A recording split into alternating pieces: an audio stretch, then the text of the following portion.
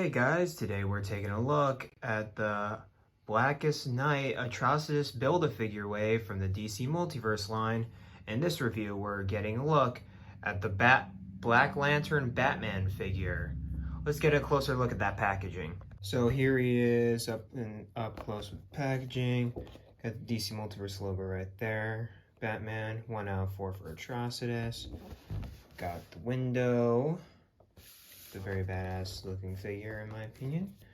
We've got the Batman right there. DC Multiverse up top. We've got the figures in the wave. This is number 1. Comes with the arms. Got the Atrocitus. Comic book panel right there. Collect them all. All that good stuff. Then you got Batman Blackest Night. Blackest Night logo right there. Alright, let's get this guy out of the box. Alright guys, here he is out of the packaging, but before we look at him, we're going to look at the other accessories he comes with, which he comes with the arms for Atrocitus, and they look pretty good. I mean, it's got the same texturing as Kyle, so I'm interested to take a look at that. But besides that, we're going to go over here, because they're not really important in this review, because Atrocitus will have his own video at the end of this. So you know what he comes with. He comes with the DC Multiverse hockey puck with the DC logo right there in the one peg hole. Flip it around, nothing on the back. And then he comes with his personalized trading card, which this art looks awesome. I love the design of Blackest Night Batman in the book. Thought it was really cool. And then we take a look at it on the back. Give you a few seconds to read that. And so, as the card suggests, Batman is dead at this point, but Darkseid left a clone in his place, so people wouldn't look for him. They just assume he's dead. And so that's where this guy comes in. He's a dead clone of Batman. And so, during Blackest Night, Batman had just got zapped by Darkseid's Omega Sanction and sent back in time, and was fighting to the present currently. And, yeah, he was buried in this clone was buried in Bruce's stead. And then, during Blackest Night, to freak out the living heroes like Barry Allen and Hal Jordan, he resurrected Batman, and he was kind of like Necron's vessel and was like spewing out rings to different characters like Superman, who we'll take a look at in the next review. But yeah, history lesson with the character over. Let's take a look at the character.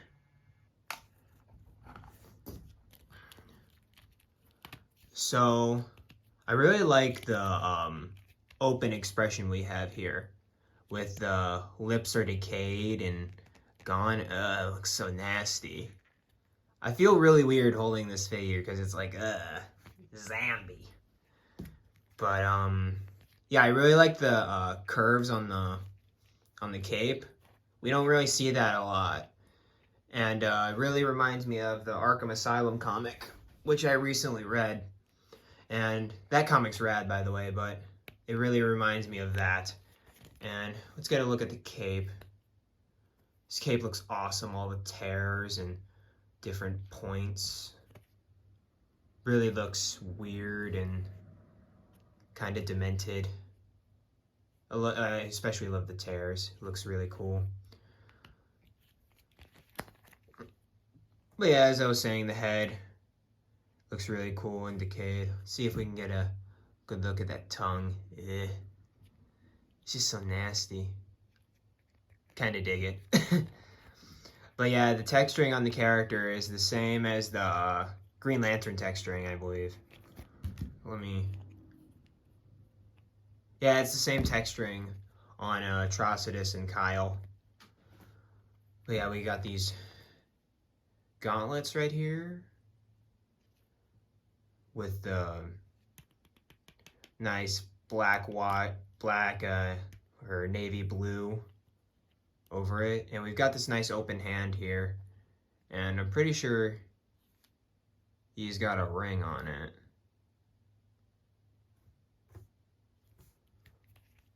On one of his hands.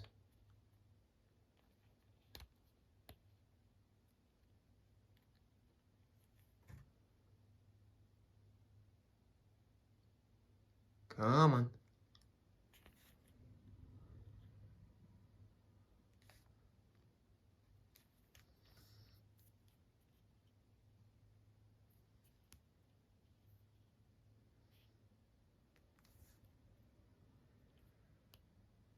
He's got the ring right there. You can see the ring right there. There's no extra paint on it or anything like that. It's just sculpted there, which is good enough for me because it's a Black Lantern ring. It's not really meant to be well known out there, but yeah, it's got the Batman symbol with the Black Lantern logo right there. And yeah, these guys are zombies. DC has came out numerous times saying, yeah, these are zombies. But this is the Black Lantern design right here. The triangle, shorts kind of thing. Then more of that same sculpt work. And then there's no belt, it's just sewn on patches from the looks of it, yeah. And then we come down to the boots. They have all these ding marks and still that navy blue color with the ring looking stuff, which I find pretty weird. Anything on the back? Nope. So overall, really good texturing, and the lines are really good. But yeah, this guy's a really cool figure in terms of like a zombie figure. Oh, and I didn't realize he has some decaying stuff on the inside of the cape too. Like that it's worn, and that's cool. The cape's really the selling point of this figure, I think. Really like this cape. This cape's phenomenal. It's one of the best capes they've ever done. But yeah, let's get a look at his articulation now. You've got the hinged ball joint right there. He looks up farther than a lot of flying characters, and down right there. Then he's got the armpit joint with the shoulder that can rotate about that far, go back about that far, can hinge out like that, go up about that far. He's got bicep swivel. He's got double jointed elbows that are okay, just okay. They're double jointed elbows, so they're gonna be pretty bad, but they're okay. And then he's got the ball jointed wrists that can go up, and then you could navigate it to be like that.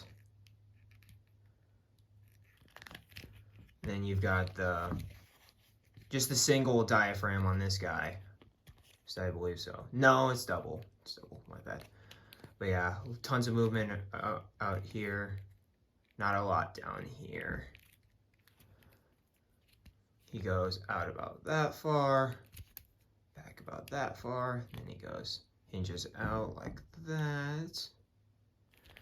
And then he's got thigh pivot,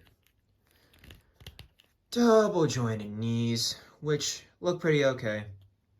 Just like the shoulder, elbow joints, they look pretty okay. And then he's got ball jointed ankles, pivots, and toe articulation. Even though he's not normally going to be standing up this high because, you know, he's a zombie character, we've got Blackest Night Batman against a very puzzled Owlman to see what's going on with his alternate universe, not doppelganger, but relative, I'd guess. And here's Blackest Night Batman next to an alive version of Batman. And overall, you can see these guys being the same sculpt here, especially in the legs. The legs, I think, are the same. They're just drawn over with that texturing. I'm pretty sure they're the same legs we've got going on there. And here's Black Lantern Batman next to the other two figures I've reviewed. We've got, of course, Deathstorm and Green Lantern Kyle Rayner.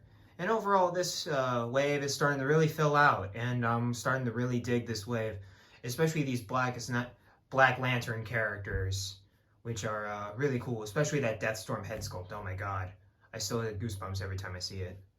Alright guys, so that's the end of this look on the DC Multiverse Blackest Night Batman. Overall, this figure is really rad, and I'm glad to have it in my collection, especially because I'm kind of starting a DC horror kind of shelf. So Deathstorm, Batman, and Superman are going to go great down there. But overall, I really dig this figure. The cape alone is worth the price of admission for me.